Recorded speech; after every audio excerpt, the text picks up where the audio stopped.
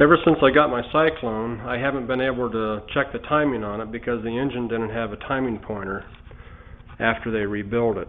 So I finally got an aftermarket timing pointer, but then I was trying to decide how the heck do I find top dead center on this engine.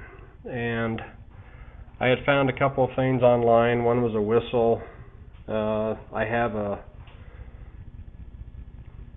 scope where I can look inside the engine trying to see, and none of those options really seemed to work too well. I just couldn't get something exact enough. So what I decided to do was I had remembered what's called a U2 manometer.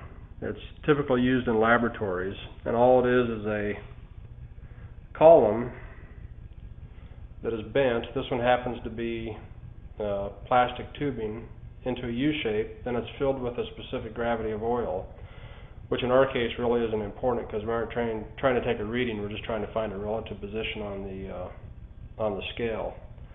So what I've done is I went down to Lowe's and got some 1/2-inch vinyl tubing and connected that to my number 1 cylinder via the adapter hose that's used for my compression tester. I just slipped it over the end. So what I've done is I've wired the throttle open, put a wrench on my alternator, and I'm able to sit here and turn the engine over slowly, and that red fluid in the manometer will rise on one end to indicate the piston coming to top dead center. As soon as the fluid stops, you know you've reached top dead center.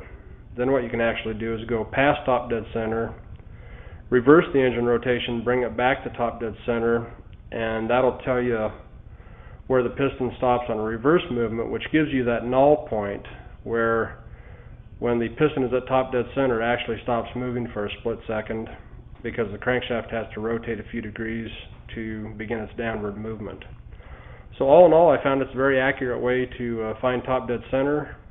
The manometer was about $27 from Dwyer Instruments. You can find them online.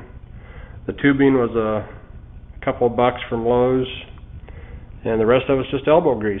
Hope this helps somebody.